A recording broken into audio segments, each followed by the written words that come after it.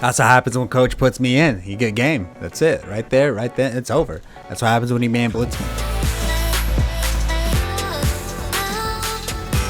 What up, Ye Nation? We're back with some Madden 21 live gameplay commentary action. We're going to take it into Weekend League and we're going to break down our pistol spread scheme. Hopefully you guys watched part 1, part 2. The links to those are going to be in the description, and then you guys can incorporate what I'm doing in the live gameplay commentary action, and then you guys could score some touchdowns, incorporate it into your offense, and then have a fun time in your Weekend League games. There isn't going to be too much defensive gameplay, if any, unless I do something super cool in the gameplay. So I'm just going to keep it on the offensive side so I can break that down as much as possible. But without further ado, let's just hop right into it. So we were able to snickety snatch that ball and get ourselves to the 19-yard line. We're just going to see what he's doing, see what he's up against, give him a regular setup Z under and see how he reacts.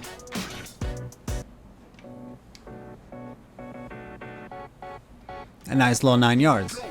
Now typically in this set you're gonna want to run the ball, so I'm gonna do that just because I want to get off the middle of the field and go to a straight hash mark.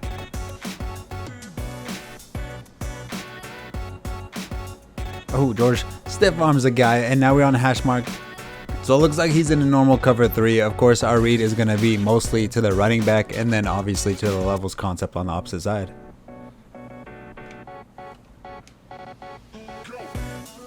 Hit him. Oh, that's a big hit with big gain. So I believe he was actually in man defense that play. If he continues to call that, obviously I'm just going to attack George onto the sideline. Yes, he is. Yes, he is. We're going to turn it upfield.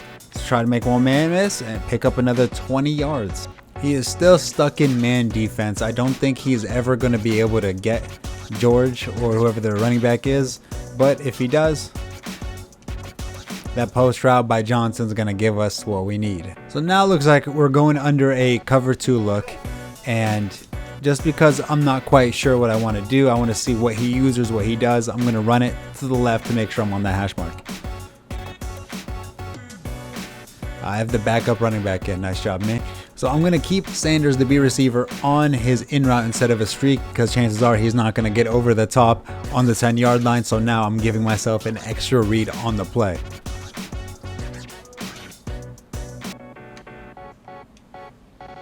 Hit the drag over the middle, easy score.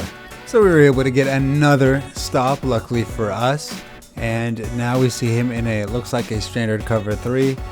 We're far enough on the hash mark so we could feel comfortable throwing it to George if we need to. Which we go. Ooh, nice little, that's 2 hit sticks that we're able to. So I'm going to call this a cover 4. Of course, there's a minute and 16 left. We have 2 timeouts. I'm feeling pretty comfortable where we're at.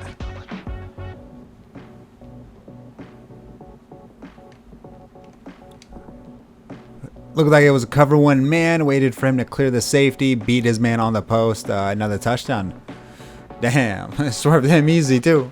Yeah, looks like on the side, they were in yellow, so we waited for the post to clear that. He took the other safety and went and sold out to the motion flat by George.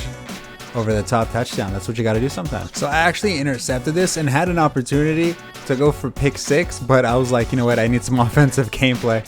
Let me just go down here and see if I can make something happen in the short span that we have. So it does look like we're in a cover 3. Of course, we want to make our reads accordingly, but of course we don't want to force anything. We got 2 timeouts, 30 seconds. We're going for a field goal here. He sells out to the motion flat, leaves the post wide open. A nice 20-yard gain. I was waiting for him to man blitz us, so finally we can audible into Y corner. And I'm just going to ask coach to put me in real quick, all right? Hold on, coach. Help me out here. Put me in, coach.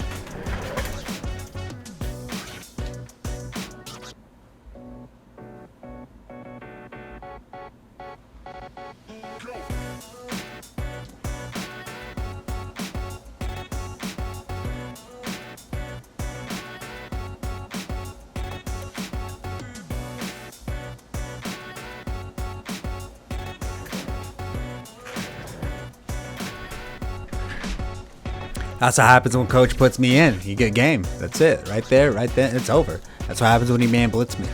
I'm the best quarterback in the game. When you try me against a sorry defense like that, that's the result you're going to get. LOB.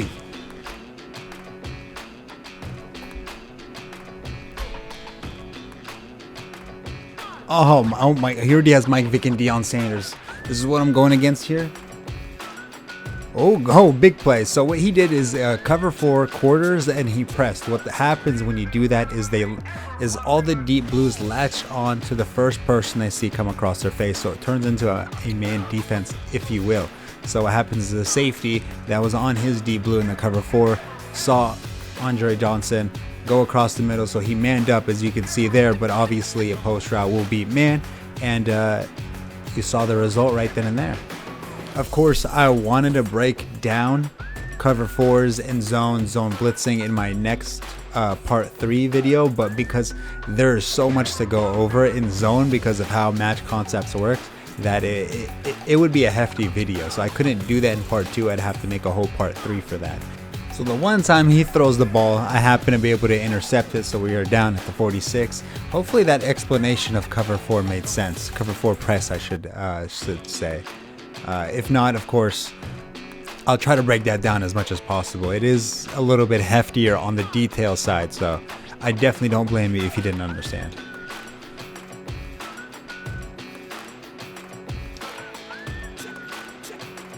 Ooh, a nice little underneath. I saw him lurk the post, so I went for the underneath drag. I got Cordell Patterson running at a very deep post. I don't know why that happened, but if he pressed in and is in cover 2, I'm going to be looking for the streak on the outsides. Just like that. Oh, and he held on to it. Lucky. So I definitely think he's in zone, but because of the field length, I'm going to stay in my man beater, hoping I could catch him over the middle on one of the whips or the motion flat.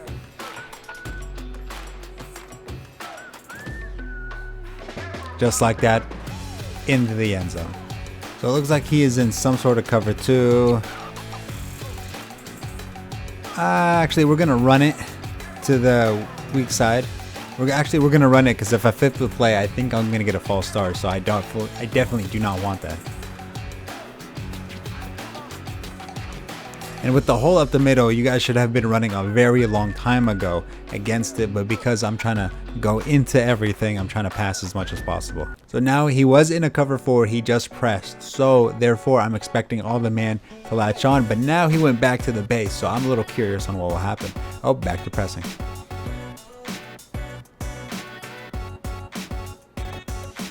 Bad read. So he went to his cover 4 and he just pressed. So now I'm curious on how he's going to handle everything.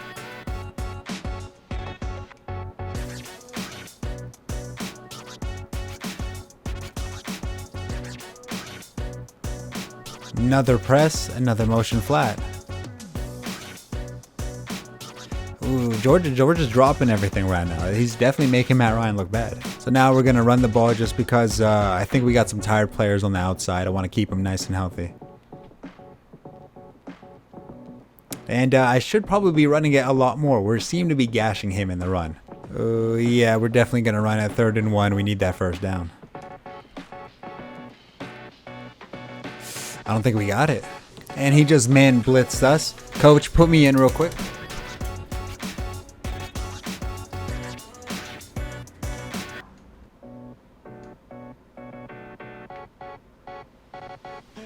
He actually, he was in position to make a play, but I guess he was so ready for the post route that happened every single time. He wasn't ready for the corner.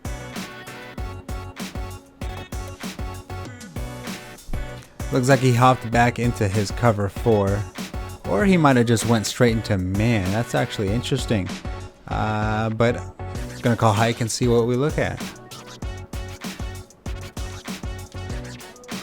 Ooh, nice over the middle post route. Ooh, put our head down. I didn't put my head down fast enough to get that animation. Right now, this guy is not rocking the box to stuff this run. I'm pretty confident this is a touchdown. Put the head down easy. With somebody with a legendary team as good as this, I cannot believe we're moving down the field this easily on him. So I believe he is either in a mid blitz at a AA gap, which is a very popular play, or he's running some sort of cover one.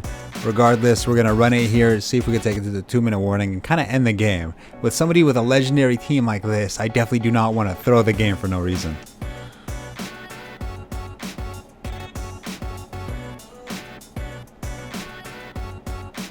Oh, wow. He just came out of nowhere, but man, that defense was not there. I was actually trying to explain this to a buddy of mine, where if he is in mid blitz, all you have to do is break the linebacking core, and of course, and since they're on the defensive line, all you have to break is the defensive line, and then you're up for a magical gain. So hopefully, whenever he watches that, he's gonna see this and go, "Yep, he's correct." We'll do it again. See, we'll break the line. All you have to do is just break the linebacking core, and since they're on the line, it's very easy to surpass them. This is just for fun. Is there any reason for me to do this? No, it's just for fun. Whoop, whoop. I probably should have taken that pass to the outside. Am I going to run the same play? Yes. Should I? Probably not. Is it fun? Kinda. But I flipped it, so technically it's a different play. Am I right? I mean... And that's how you beat a guy with a legendary team. You just read a little defense. I mean, I shouldn't say the game's over because anything can happen, but I mean, feeling pretty confident. I mean, hopefully you guys enjoyed the video. If you did, please like, subscribe, check out the other videos of my pistol spread tips, part 1 and 2. I mean, I put a lot of work into them. Hopefully you guys can notice all the editing and all the small things I do to try to up the video quality and have some fun with it. But I mean, right now we see him in a standard cover, man cover 2, motion flat to George. Is gonna beat him every single time. I mean, right now I'm in 10-15. I'm 10 games into Weekend League right now, and I'm still flabbergasted that this is the type of people I go against. Nice catch there. I'd appreciate it. But other than that, good luck, everybody.